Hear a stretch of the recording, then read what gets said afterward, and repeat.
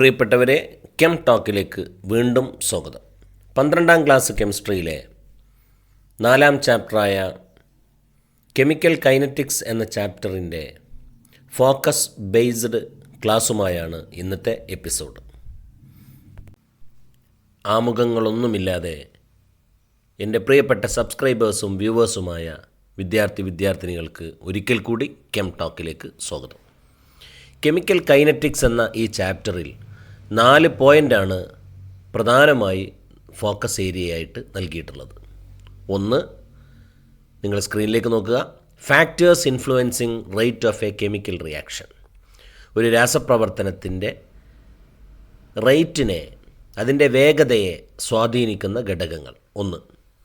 രണ്ടാമത്, first order റിയാക്ഷനും അതിൻ്റെ half life പീരിയഡും എന്താണ്, അതിൻ്റെ ഇക്വേഷൻസ്. മൂന്നാമത്തെ point, pseudo first order reaction. നാലാമത്തെ point, temperature dependence of the rate of chemical reaction. ഒരു രാസപ്രവർത്തനത്തെ സ്വാധീനിക്കുന്നത് ടെമ്പറേച്ചറിന് വലിയ പങ്കുണ്ട്. ഇത് എക്സ്പ്ലെയിൻ ചെയ്ത അറീനിയസ് ഇക്വേഷനെക്കുറിച്ചും നമ്മൾ അറിയണം. ഈ 4 പോയിൻ്റ് മാത്രമാണ് കെമിക്കൽ കൈനറ്റിക്സിലെ ഫോക്കസ് ഏരിയയായിട്ട് പരിഗണിച്ചിരിക്കുന്നത്. അതുകൊണ്ട് ഈ ചാപ്റ്ററിൽ നിന്ന് വരുന്ന മുഴുവൻ ക്വസ്റ്റ്യനും ആൻസർ ചെയ്യാൻ പറ്റുന്ന കോൺഫിഡൻസിലേക്ക് എൻ്റെ പ്രിയപ്പെട്ട മക്കളെ നിങ്ങൾ എത്തണം എന്ന് പറഞ്ഞുകൊണ്ട് നമുക്ക് ഓരോ പോയിന്റിലേക്കും വരാം. ഒരു രാസപ്രവർത്തനത്തിൻ്റെ വേഗത അല്ലെങ്കിൽ റേറ്റ് എന്ന് പറഞ്ഞാൽ എന്താണ്? അത് ഞാൻ മലയാളത്തിൽ പറയാം, വേണമെങ്കിൽ നോട്ട് എഴുതിക്കോളൂ. ഒരു നിശ്ചിത സമയത്ത് ഒരു രാസപ്രവർത്തനത്തിലെ ഏതെങ്കിലും ഒരു അഭികാരകത്തിന് അല്ലെങ്കിൽ ഉൽപ്പന്നത്തിന് അതിൻ്റെ ഗാഢതയിൽ സംഭവിക്കുന്ന മാറ്റത്തെയാണ് റേറ്റ് ഓഫ് കെമിക്കൽ റിയാക്ഷൻ, രാസപ്രവർത്തനത്തിൻ്റെ വേഗത എന്ന് പറയുന്നത്. ഓക്കെ, ഇംഗ്ലീഷ് പറയാം. The rate of chemical reaction is the change in concentration of any one of the reactant or product in unit time. Okay, രാസപ്രവർത്തനത്തിൻ്റെ വേഗത 2 രൂപത്തിൽ പറയാറുണ്ട്. ഒന്ന് ആവറേജ് റേറ്റ്, അതായത് സാമാന്യ നിരക്ക്. സാമാന്യ നിരക്ക് എന്ന് പറഞ്ഞാൽ ഒരു നിശ്ചിത ഇടവേളയിലുള്ള രാസപ്രവർത്തനത്തിൻ്റെ വേഗതയാണ്. ഒരു നിശ്ചിത ഇടവേളയിൽ 10 മണി മുതൽ 10:10 വരെ. ഓക്കെ, അപ്പോൾ ഒരു ഇടവേളയിലെ ആ സമയത്ത് നടക്കുന്ന രാസപ്രവർത്തനത്തിൻ്റെ വേഗതയെ നമ്മൾ എന്ത് പറയും? ആവറേജ് റേറ്റ് എന്ന് പറയും. എന്നാൽ ഇൻസ്റ്റൻറ്റേനിയസ് റേറ്റ് ഉണ്ട്, അത് തൽക്ഷണ നിരക്കാണ്. ഒരു നിശ്ചിത സമയത്തുള്ള രാസപ്രവർത്തനത്തിൻ്റെ വേഗത 10 മണിക്ക് എത്ര, 10:01 എത്ര, 10:02 എത്ര, അങ്ങനെ ആ കൃത്യസമയത്തുള്ള ഒരു നിശ്ചിത സമയത്തുള്ള രാസപ്രവർത്തനത്തിൻ്റെ വേഗതക്കാണ് നമ്മളെന്ത് പറയുക? ഇൻസ്റ്റൻറ്റേനിയസ് റേറ്റ് എന്ന് പറയാം. അപ്പോൾ അതൊന്ന് ശ്രദ്ധിക്കാം. ഓക്കെ, പ്രിയപ്പെട്ട മക്കളെ, നമ്മുടെ ഈ ഡിസ്കഷൻ്റെ ഒരു പാറ്റേൺ നിങ്ങൾ ശ്രദ്ധിച്ചിട്ടുണ്ടാവും. ഫോക്കസ് ഏരിയ ബേസ് ചെയ്തുകൊണ്ടൊരു കണ്ടൻറ്റിലെ ഒരു പോയിൻ്റ് ഞാൻ ഡിസ്കസ് ചെയ്യുമ്പോൾ ആ ഡിസ്കസ് ചെയ്യുന്ന പോയിൻറ്റുമായി ബന്ധപ്പെട്ട കാര്യം നിങ്ങൾക്ക് സ്ക്രീനിൽ കാണാൻ പറ്റും. മലയാളത്തിൽ കാണാം, ഇംഗ്ലീഷിൽ കാണാം, ചിലപ്പോൾ അത് ചിത്രങ്ങളായിട്ടായിരിക്കും, ഗ്രാഫായിട്ടായിരിക്കും. അതിലേക്ക് നന്നായി ശ്രദ്ധിക്കുക. എന്നിട്ട് വേണ്ട പോയിൻ്റുകൾ വളരെ ചുരുക്കി നിങ്ങളുടെ നോട്ട്ബുക്കിലേക്ക് എഴുതിയെടുക്കുക. ഓക്കെ, അപ്പോൾ നമുക്ക് അടുത്ത പോയിന്റിലേക്ക് വരാം. രാസപ്രവർത്തനത്തിൻ്റെ വേഗത എന്താണെന്നാണ് നമ്മൾ പറഞ്ഞത്. ഈ രാസപ്രവർത്തനത്തിൻ്റെ വേഗതയെ സ്വാധീനിക്കുന്ന ഘടകങ്ങൾ എന്താണ് എന്നാണ് ഇനി അടുത്ത പോയിൻ്റ് നമുക്ക് പറയാനുള്ളത്. സ്ക്രീനിലേക്ക് നോക്കുക. ഫസ്റ്റ്, രാസപ്രവർത്തനത്തിൻ്റെ വേഗതയെ സ്വാധീനിക്കുന്ന ഒന്നാമത്തെ ഘടകം നാച്ചർ ഓഫ് ദി റിയാക്റ്റൻ്റ് ആണ്, അഭികാരകങ്ങളുടെ സ്വഭാവം. റെഡി? നമ്പർ 2, അഭികാരകങ്ങളുടെ ഗാഢത, concentration of reactance. Number 3, temperature, അതായത് ഊഷ്മാവ്. 4, പ്രഷർ, മർദ്ദം. ഓക്കെ, ഇത് ഗ്യാഷ്യസ് റിയാക്ഷനിൽ മാത്രമേ അപ്ലൈ ചെയ്യുള്ളൂ എന്ന് മാത്രം. ഓക്കെ, 5ാമത്തെ പോയിൻ്റ്, കാറ്റലിസ്റ്റിൻ്റെ സ്വാധീനം, എഫക്റ്റ് ഓഫ് കാറ്റലിസ്റ്റ്. 6ാമത്തെ പോയിൻ്റ്, ഇൻഫ്ലുവൻസ് ഓഫ് റേഡിയേഷൻ. ഇതിലെ 1-2 പോയിൻ്റെങ്കിലും പ്രിയപ്പെട്ട മക്കൾ വളരെ കൃത്യമായി മനസ്സിലാക്കിയിരിക്കണം. ഇതിൻ്റെ ടെമ്പറേച്ചർ, അതായത് ഊഷ്മാവ് രാസപ്രവർത്തനത്തെ എങ്ങനെയാണ് സ്വാധീനിക്കുന്നത് എന്ന് ഡീറ്റെയിൽഡായിട്ട് നമുക്ക് ലാസ്റ്റ് പോയിൻ്റിൽ ഡിസ്കസ് ചെയ്യാനുണ്ട്. നമുക്ക് അവിടെ വരുമ്പോൾ അതിനെ കൂടുതൽ ഡീറ്റെയിൽഡായിട്ട് പഠിക്കാം. ഓക്കെ, അപ്പോൾ എന്തൊക്കെയാണ്? Factors influencing rate of chemical reaction, nature of reactant, concentration, temperature, pressure, effect of catalyst, influence of radiation. Okay, അടുത്ത പോയിന്റിലേക്ക് വരാം. What is rate law? Rate law എന്ന് പറഞ്ഞാൽ rate of chemical reaction is directly proportional to concentration of reactant. ഒരു രാസപ്രവർത്തനത്തിൻ്റെ വേഗത ആ രാസപ്രവർത്തനത്തിലെ അഭികാരകങ്ങളുടെ ഗാഢതയ്ക്ക് നേർ അനുപാതത്തിലാണ്. ക്ലിയർ അല്ലേ? Rate of chemical reaction is directly proportional to concentration of the reactants. ഇതിനാണ് എന്ത് പറയാം? റേറ്റ് ലോ എന്ന് പറയാം. ആ റേറ്റ് ലോയുടെ സ്റ്റേറ്റ്മെൻറ്റായി. ഇനി what is rate equation? Rate equation അത് അവിടെ കണ്ടില്ലേ? A plus B give C plus D എന്ന് പറയുന്നൊരു ജനറൽ കെമിക്കൽ റിയാക്ഷൻ ഉണ്ടെങ്കിൽ അതിൻ്റെ റേറ്റ് ലോ അവിടെ എഴുതിയിട്ടുണ്ട്. നോക്കൂ, rate proportional to molar concentration of A into molar concentration of B. കാരണം എയും ബിയും റിയാക്റ്റൻ്റ് ആണ്. അപ്പോൾ റേറ്റ് എന്ന് പറഞ്ഞത് റിയാക്റ്റൻറ്റിൻ്റെ കോൺസെൻട്രേഷന് ഡയറക്റ്റ്ലി പ്രൊപ്പോർഷണലാണ്. ഇക്വേഷനിൽ നിന്ന് വ്യക്തമല്ലേ? ഇനി എയുടെ പവർ എഴുതിയിട്ടുണ്ട് എക്സ്, ബിയുടെ പവർ എഴുതിയിട്ടുണ്ട് വൈ. അപ്പോൾ എയുടെ പവർ എക്സ് എന്ന് എഴുതിയിട്ട് പറയാണ് എക്സ് എന്ന് പറയുന്നത് എക്ക് തുല്യമാവാം അല്ലെങ്കിൽ തുല്യമാകാതിരിക്കാം. അപ്പോൾ ആ സ്മോൾ ലെറ്റർ എ അല്ല എക്സ് എന്ന് പറയുന്നത്. ചിലപ്പോൾ സ്മോൾ ലെറ്റർ എക്ക് തുല്യമാകാം. റെഡി? ഇനി വൈ എന്ന് പറയുന്നതോ? വൈ എന്ന് പറയുന്നത് സ്മോൾ ലെറ്റർ ബിക്ക് തുല്യമാകാം. എപ്പോഴും അങ്ങനെ ആവണമെന്നില്ല. റെഡി? അപ്പോൾ എക്സും വൈയും അതിൻ്റെ മുകളിൽ പവറാക്കി കൊടുത്തിട്ടുണ്ട്. റെഡി? ക്ലിയർ അല്ലേ? അപ്പോൾ rate proportional to concentration of A into concentration of b, each concentration term raised by x and y. Okay. Therefore r equal to, r സമം ഒരു കോൺസ്റ്റൻറ്റ് ഒന്ന് കണ്ടോ? K. That k is called rate constant. ബുദ്ധിമുട്ടില്ലല്ലോ. അപ്പോൾ what is rate law? Rate law minimum നിങ്ങളിങ്ങനെ പഠിച്ചു നോക്കുക. Rate proportional to concentration of reactant. ഒരു ജനറൽ ഇക്വേഷൻ എഴുതിയിട്ട് അതിൻ്റെ റേറ്റ് ഇക്വേഷൻ എഴുതി കാണുന്നു. R equal to K into concentration of A raise to X into B raise to X Y. Clear? പ്രിയപ്പെട്ട മക്കളെ, ഇവിടെ വളരെയധികം ശ്രദ്ധിക്കേണ്ട ഒരു പോയിൻ്റ് ഉണ്ട്. എയുടെ കോൺസെൻട്രേഷൻ ടേമിന് മുകളിൽ എക്സ് ഉണ്ട് അല്ലേ? ബിയുടെ കോൺസെൻട്രേഷൻ ടേമിൻ്റെ മുകളിൽ വൈയുമുണ്ട്. ഇങ്ങനെ റേറ്റ് ലോയുടെ ഇക്വേഷനിലെ കോൺസെൻട്രേഷൻ ടേമിൻ്റെ മുകളിലുള്ള നമ്പറിനെ കൂട്ടിയാൽ കിട്ടുന്ന നമ്പറിന് പറയുന്ന പേരാണ് ഓർഡർ ഓഫ് റിയാക്ഷൻ. ഒന്നുകൂടെ പറയാം. റേറ്റ് ലോ ഇക്വേഷനിലെ എഴുതണമെങ്കിൽ എഴുതാം.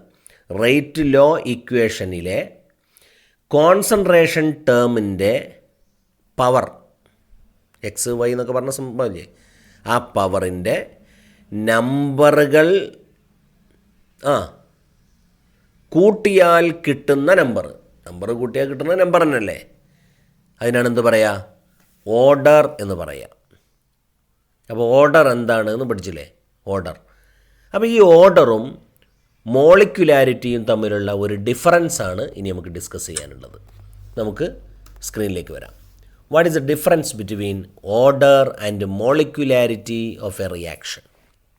നോക്കൂ, ഒന്നാമത്തെ point, sum of the power of the concentration terms in rate law expression.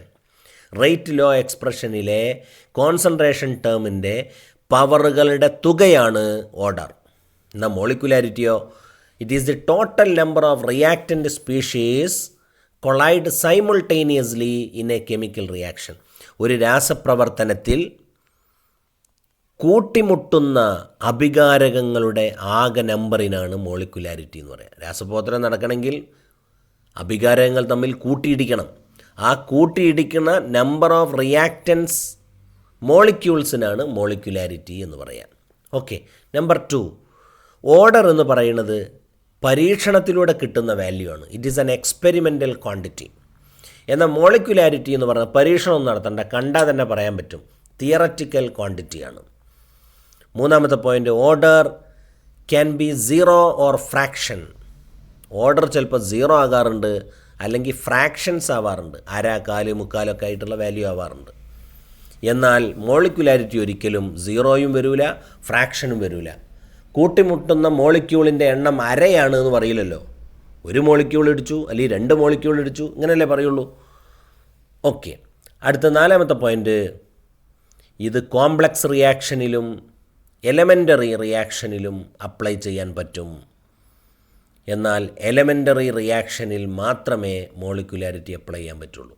മക്കളെ, ഒരു 3 പോയിൻ്റ്, ആദ്യത്തെ 3 പോയിൻ്റ് നിങ്ങൾ പഠിച്ചു വെച്ചാലും മതി, ബുദ്ധിമുട്ടില്ലല്ലോ. ഇനി മലയാളത്തിൽ വേണമെങ്കിൽ മലയാളത്തിൽ നോക്കിക്കാം. ഓർഡറും മോളിക്കുലാരിറ്റിയും തമ്മിലുള്ള വ്യത്യാസം വായിച്ചു നോക്കുക. ഞാനിനി വായിച്ചു തരേണ്ട ആവശ്യമില്ല. ആവശ്യമാണെങ്കിൽ നിങ്ങളതിൻ്റെ നോട്ട്സ് എഴുതിയെടുക്കുക. ഇംഗ്ലീഷിൽ എഴുതി വെക്കാം, അല്ലെങ്കിൽ മലയാളത്തിൽ എഴുതി വെക്കാം. Okay,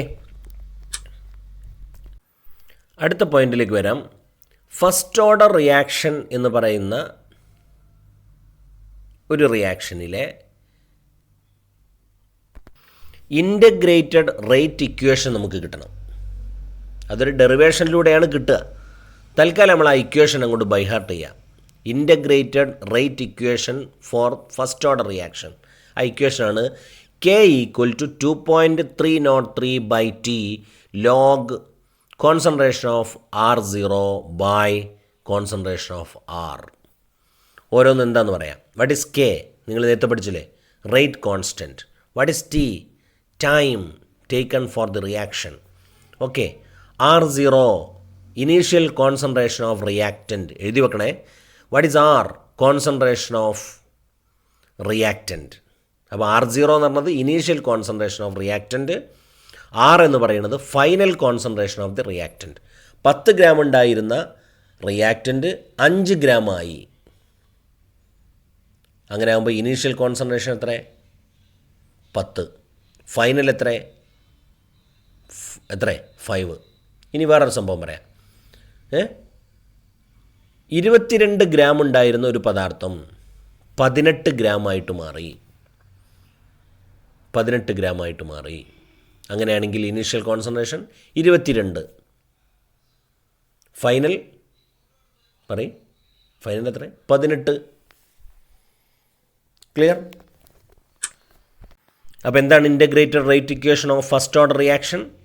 K = 2.303/T log R0/R. ഈ ഇൻ്റഗ്രേറ്റഡ് ഇക്വേഷനെ ബേസ് ചെയ്തുകൊണ്ട് ഫസ്റ്റ് ഓർഡർ റിയാക്ഷനെ നമുക്ക് ഗ്രാഫിക്കലായിട്ട് റെപ്രസെൻ്റ് ചെയ്യാം. ഫസ്റ്റ് ഓർഡർ റിയാക്ഷൻ്റെ ഗ്രാഫ് ചോദിച്ചാൽ വരച്ചു വെക്കേണ്ട ഗ്രാഫാണത്. നോക്കൂ, എന്താ y ആക്സിസിൽ കൊടുത്തിരിക്കുന്നത്? ln/r. ഓക്കെ, x ആക്സിസിലോ ടൈം. അപ്പോൾ നമുക്ക് ലഭിച്ചത് ഒരു സ്ട്രെയിറ്റ് ലൈൻ. ആ സ്ട്രെയിറ്റ് ലൈൻ എന്ന് പറഞ്ഞത് താഴോട്ടാണ് വരുന്നത്, അതായത് അതിന് നെഗറ്റീവ് സ്ലോപ്പാണ്. അപ്പോൾ നോക്കൂ, ആ സ്ട്രെയിറ്റ് ലൈൻ y ആക്സിസിൽ വന്ന് ടച്ച് ചെയ്ത പോയിൻ്റാണ് ln/R0, അതായത് ഇനീഷ്യൽ കോൺസെൻട്രേഷൻ ഓഫ് റിയാക്റ്റൻറ്റ്. അതാണ് ഏറ്റവും മുകളിലുണ്ടാവുക. റിയാക്റ്റൻറ്റ് തുടങ്ങുന്ന സമയത്ത് കൂടുതലുണ്ടാവും, പിന്നെ റിയാക്റ്റ് ചെയ്യുമ്പോൾ ആ റിയാക്റ്റൻറ്റിൻ്റെ അളവ് ഇങ്ങനെ കുറഞ്ഞു വരും.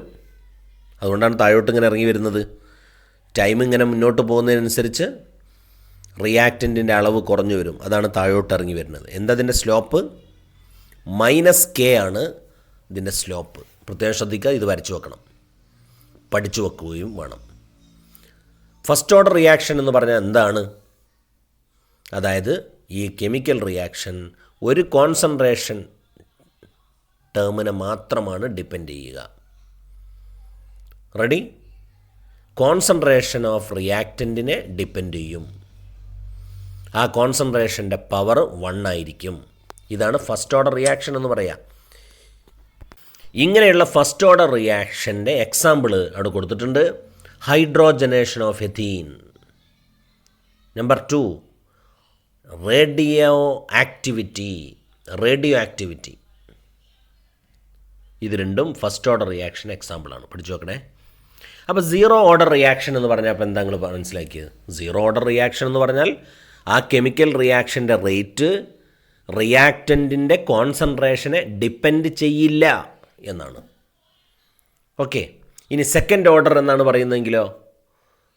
സെക്കൻഡ് ഓർഡർ റിയാക്ഷൻ എന്ന് പറഞ്ഞാൽ ഒരു കെമിക്കൽ റിയാക്ഷൻ്റെ റേറ്റ് കോൺസെൻട്രേഷൻ ടേമിനെ ഡിപ്പെൻഡ് ചെയ്യും. ആ ടേമിൻ്റെ മുകളിലെ പവർ 2 ആയിരിക്കും. ഓക്കെ. എന്നാൽ സ്യൂഡോ ഫസ്റ്റ് ഓർഡർ റിയാക്ഷൻ എന്ന് പറഞ്ഞാൽ എന്താണ്? സ്യൂഡോ ഫസ്റ്റ് ഓർഡർ റിയാക്ഷൻ, കപട ഫസ്റ്റ് ഓർഡർ റിയാക്ഷൻ എന്ന് പറഞ്ഞാൽ എന്താണ്? These are the reaction which appear to follow higher order but actually follow first order. നോക്കണേ, സത്യത്തിൽ ഇത് ഹയർ ഓർഡറാണ് എന്ന് നമുക്ക് തോന്നും.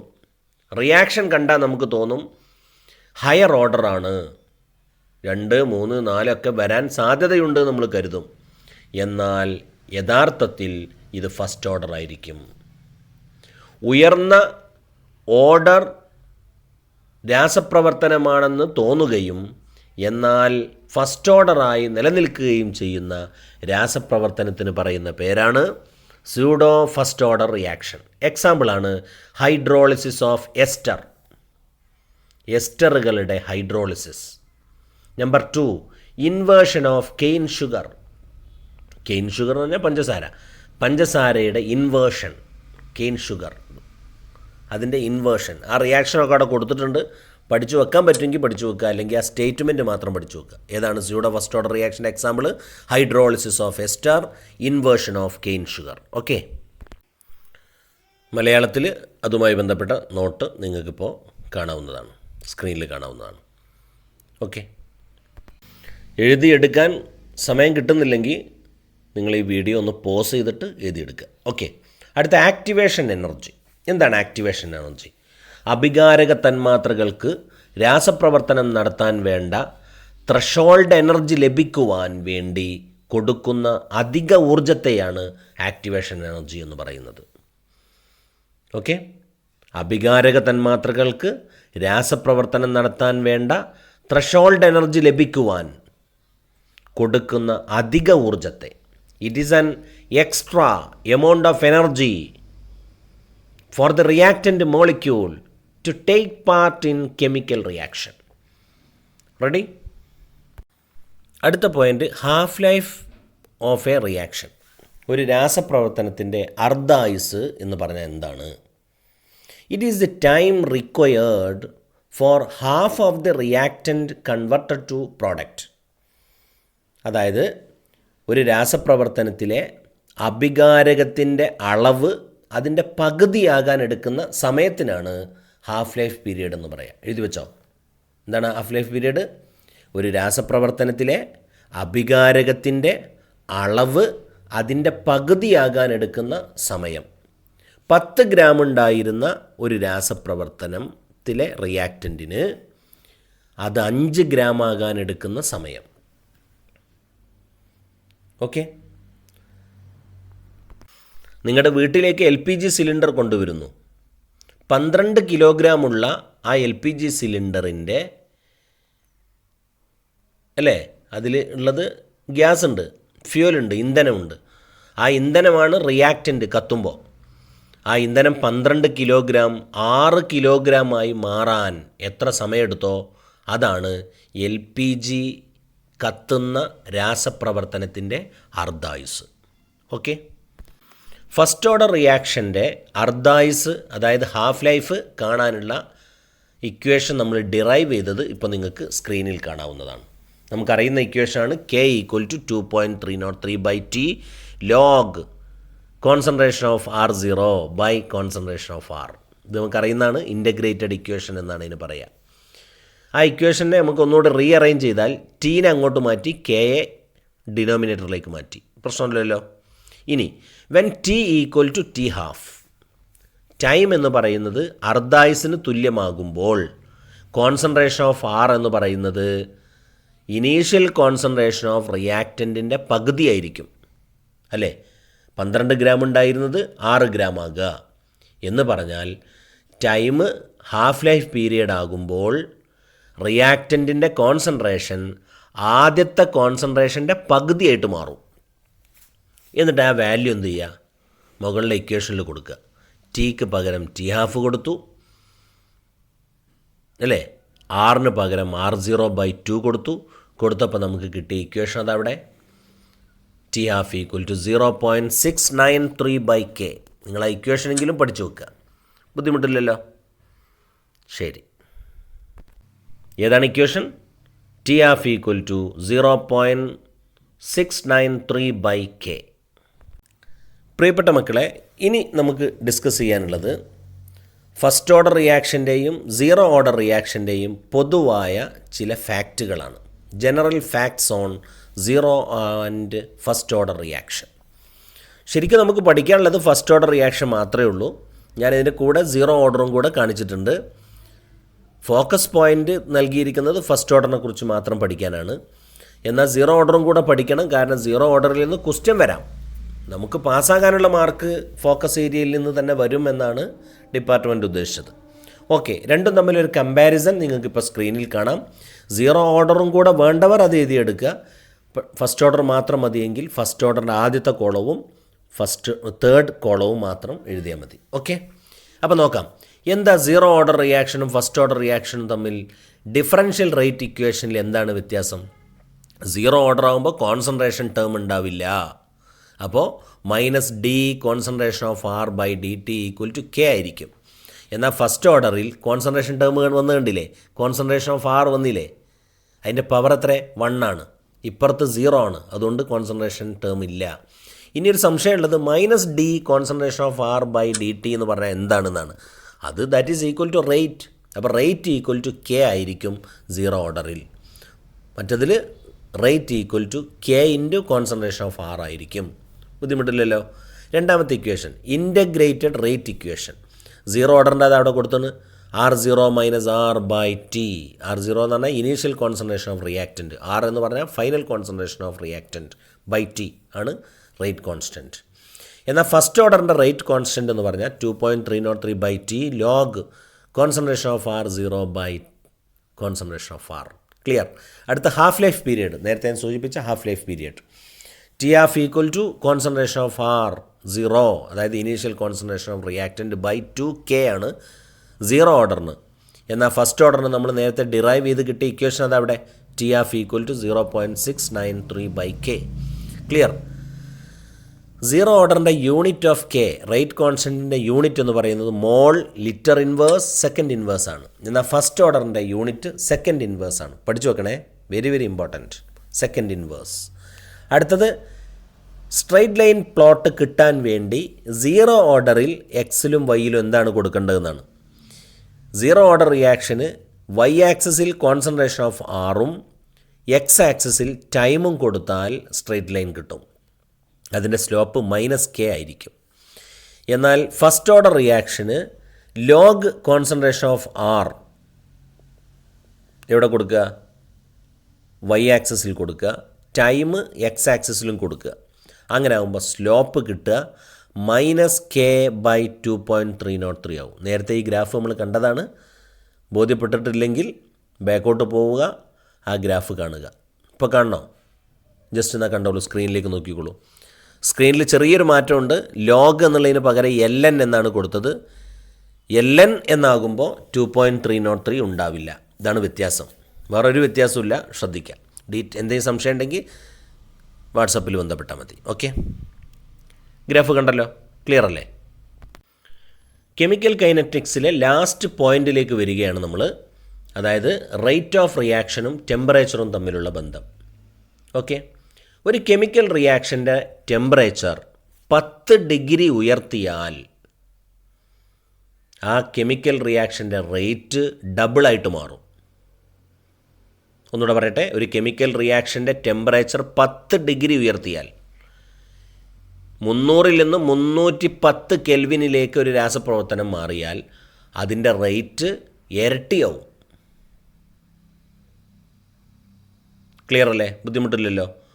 ഈ ഒരു ബന്ധത്തെ, റേറ്റ് ഓഫ് കെമിക്കൽ റിയാക്ഷനും ടെമ്പറേച്ചറും തമ്മിൽ എന്താണ് ബന്ധമെന്ന് വളരെ കൃത്യമായി എക്സ്പ്ലെയിൻ ചെയ്ത സയൻറ്റിസ്റ്റാണ് Arrhenius.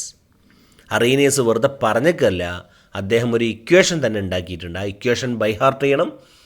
k = a × e⁻ (EA/RT). What is k? Rate constant. What is a? A is also Arrhenius constant. Arrhenius parameter എന്നൊക്കെ പറയാം. What is e raise to minus e a by r t എന്നുള്ള ടേമിലെ e a എന്താണ്? Activation energy. നേരത്തെ ഞാൻ സൂചിപ്പിച്ചില്ലേ activation energy. What is r? Gas constant. What is t? Temperature. Equation by heart ചെയ്തോ. K equal to a into e raise to minus e a by r t. തെറ്റരുത്. ഒരു 5 പ്രാവശ്യം ഇപ്പോൾ തന്നെ വീഡിയോ പോസ് ചെയ്തിട്ട് നിങ്ങളുടെ പേപ്പറിൽ എഴുതിയിട്ടാണ് പഠിക്കുക. K equal to a into e raise to minus e a by r t. എന്താണ് ഇക്വേഷൻ്റെ പേര്? Arrhenius equation. എന്താണ് equation? Relation between rate and temperature. റേറ്റും ടെമ്പറേച്ചറും തമ്മിലുള്ള ബന്ധം കാണിക്കുന്ന ഇക്വേഷനാണ്. ഇതാരാ പറഞ്ഞത്? അറീനിയസ്. ഓക്കെ, മലയാളത്തിൽ അതാ സ്ക്രീനിലേക്ക് നോക്കൂ. അറീനിയസ് ഇക്വേഷൻ രാസപ്രവർത്തനത്തിൻ്റെ റേറ്റ് കോൺസ്റ്റൻറ്റും ഊഷ്മാവും തമ്മിലുള്ള ബന്ധമാണ് അറീനിയസ് സമവാക്യം. അതിൻ്റെ ഇക്വേഷൻ അതാ ഓരോന്നും അതാ വിശദീകരിച്ചിട്ടുണ്ട്. ബുദ്ധിമുട്ടില്ലല്ലോ.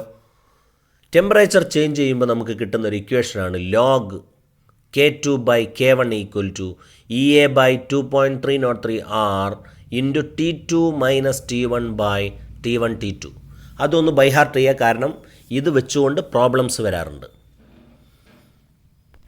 അതുകൊണ്ട് ആ ഇക്വേഷനും ബൈ ഹാർട്ട് ചെയ്യുക. Log K2 by K1 equal to EA by 2.303 R into T2 minus T1 by T1 T2. T2 എന്ന് പറഞ്ഞാൽ final temperature, T1 initial temperature, EA activation energy, R gas constant, K2 final rate constant, K1 initial rate constant. Okay പ്രിയപ്പെട്ട മക്കളെ, അടുത്തൊരു point, Arrhenius ഇക്വേഷന് base ചെയ്തുകൊണ്ട് നമ്മൾ വരച്ച ഒരു ഗ്രാഫും കൂടെ നിങ്ങളൊന്ന് മനസ്സിലാക്കണം.